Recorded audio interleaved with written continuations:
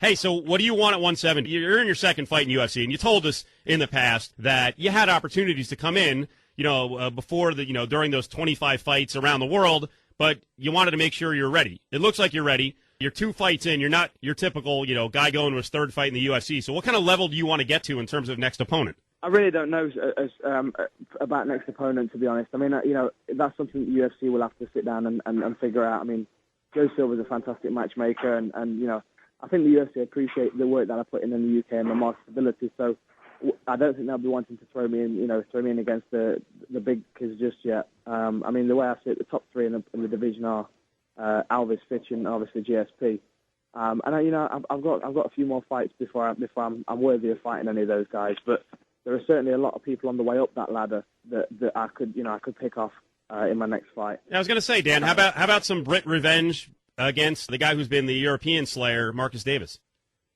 Yeah, I mean, there's been a lot of talk about this. I mean, Marcus was over here for the week, doing some promotional stuff and interviews and things like that. And there has been some talk backwards and forwards about me fighting Marcus. And I don't mind. I mean, he's a great fighter, and we both have an exciting style. And as you saw from his last fight, he goes in the octagon to leave it all there and put on a fantastic show. So it really, it's up to the fans. I mean, whether they want to see me fight Davis or somebody else, I don't mind. I mean, I'm at the beck and call to the fans and the UFC. So my job is just to make sure I'm in the gym every day, putting in the work and getting the wins. Well, it was a hell of a night for British fighters. Obviously, you scored the big knockout.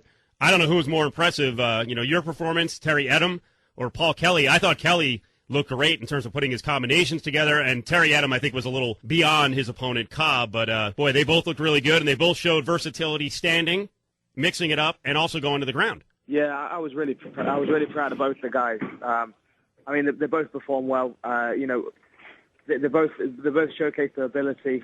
Terry looked really sharp. I mean, that kick that put the guy down was just awesome. It was well timed, and Paul Kelly, typical Paul Kelly, goes out there and he just turns it into a brawl, and he just gives it everything he's got. And I mean, I was just proud to be on the card with those guys, and they really represent the UK really well. Hey, Dan, we do appreciate it. When do you come back to the States? Because I know tonight you're not going to be on the prowl for those British chicks. You told us last time you're not real happy with the Brits. So you got your girlfriend in LA. Did she come over, by the way, or is she back home? She didn't. No, she didn't. She'll be watching the show when it's in the States. All right. But I'm back on Friday. I can't wait. I'll be sitting on the plane with a big smile on my face. And then it's basically a weekend of eating California food and gorging yourself and trying to get up to 240. Yeah. Pretty much, I'm doing a tour of the fast food restaurants on the way back to the apartment from the airport. All right, just make sure you're not hanging out with Rogan and Bravo and snacking on chips, if you know what I mean. Yeah, no, I'll stay clear of that. You don't want to do that. Hey, Dan, thanks for all the time. Congrats. You put on a hell of a show. A lot of pressure with that co-main event status, and you delivered a huge knockout and a great show for the fans here in the U.S. and around the world. Thanks, man. I appreciate the coverage. There you go, Dan Hardy out at UFC 95. Got him after his fight in London. KO win, first round against Rory Markham. Ariel Helwani rejoins us here on the Jewelers of Las Vegas post-fight show, ESPN Radio 1100, also up on the web at Yahoo Sports. We still got more interviews on the way. Ariel, I want to touch on the other British fighter, and that was Neil Grove. And you mentioned earlier the big heavyweight, 6'6", weighed in at 263. Disappointing. And the problem with him is, and you've seen this fighting, in cage rage, there's really not too many guys who go to the ground. He's more of a kind of a stand-up slugger type. And, boy, what a mistake. He goes to the ground with Cesna Levitz, if I have the name right, and decides that, I'm going to try a heel hook against his heel hook. And guess what? His jiu-jitsu, defensively and offensively, stinks. That's putting it mildly. Let me just quickly ask you one question about Dan Hardy before we get to Neil Grove. Yep.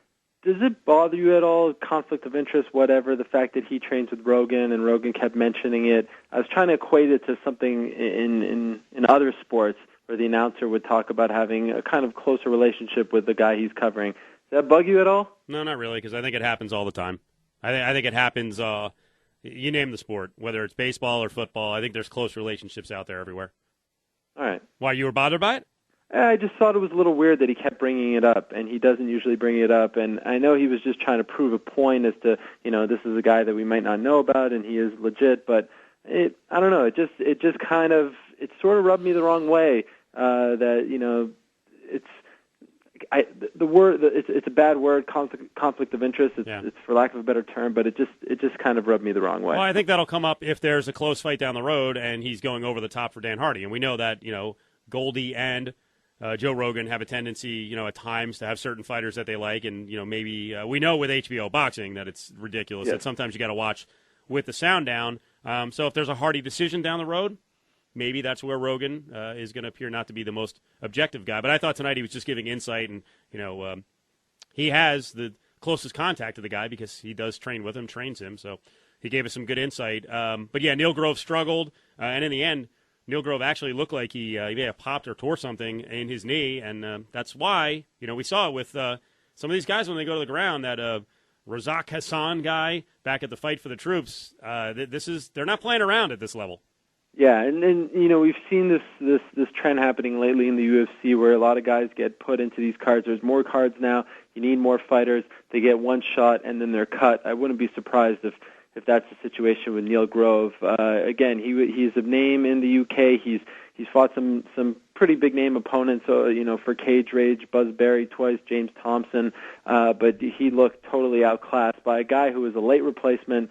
Usually fights at 205, has a lot more fights under his belt, but he just looked like he had no idea what he was doing over there. It looked very similar to the way Brock Lesnar was submitted by Frank Mir, just a guy who just had no clue what he was doing, and he had 8 fights or so under his belt as opposed to Brock's 1. Yeah. So, Sesnilevich to me is a really fascinating story because you just felt after that victory when he's talking to Rogan just how happy he was to be there. Yeah. And he's gone through a lot since the demise of the IFL, so it's great to see a guy like that who just loves the sport so much and really relies on this sport to feed his family and to make a living, finally go out there and get a win on short notice when he's making his UFC debut. I'm glad you mentioned the IFL. So many people chuckled at the IFL and didn't care when it went under and didn't think their roster of fighters was very good, and as it turns out, they had some pretty good fighters. They did. Rory Markham's an IFL fighter. I was thinking more of the Miller brothers and I'm just some saying of the guys down in WEC now. Yes, absolutely. Chris Hordesky, Wagner Fabiano. I'm just saying that they don't just have 5 great fighters. They actually have they had mid-tier fighters that are good. They actually have guys that could compete at all levels. So I think the IFL got a bad rap for many, I'm not going to say many years. They're only around for 2 years, but throughout their existence, they were kind of overshadowed by that stupid gimmick of having the teams fight each other. The IFL has put its stamp on the sport, at least for now, and those guys are doing fine. Stephen Ariel here on a Sunday morning across the web, across the country, up on Yahoo Sports, also here on locally, ESPN Radio 1100. All right, the other story of the night, who saw this one coming? If you had dog money on Paulo Thiago, good for you, man. You guys are masters, because I watched a lot of the YouTube videos of this guy fighting, and clearly he's a good submission fighter, but his stand-up looked terrible. It actually didn't look very good in this fight, but 4-ounce gloves, you drop your hands, you get a little too aggressive. Koscheck got blasted. Maybe the stoppage was a little premature, but that's a bad loss for Josh Koscheck as he's trying to climb his way back into title contention in the welterweight division. Horrible loss. You can't get any worse than that against a guy that we had never heard of, couldn't even find tape on him. Koscheck goes from the ultimate of highs, knocking Yoshioki Yoshida at the Ultimate Fight Night for the Troops just in December, and everyone's like, wow, he has officially evolved into a true mixed martial artist. He's being, pumped up pretty well going into this fight, and even when the fight's, the first 2 minutes, Joe Rogan is openly criticizing Thiago for how poor his stand-up looks, and then he catches him with an uppercut, and again, I think it was a bit of an early stoppage, but regardless, it goes down as a loss. Where does Josh Koscheck go from here? It's very interesting now because you lose to a guy like that, and he was climbing that ladder pretty quickly now. That is devastating. He's got to be pretty pissed off right now. Yep. All right, quick timeout. We'll cover a couple of the other fights. I think we've pretty much covered just about everything, although Evan Dunham, we haven't discussed him, but we'll probably talk about him more during the weekday program because he's now a Vegas guy training at Extreme Couture, but he got a win on this card. It was a good card. UFC 95 in the books. We're going to get to the boxing as well.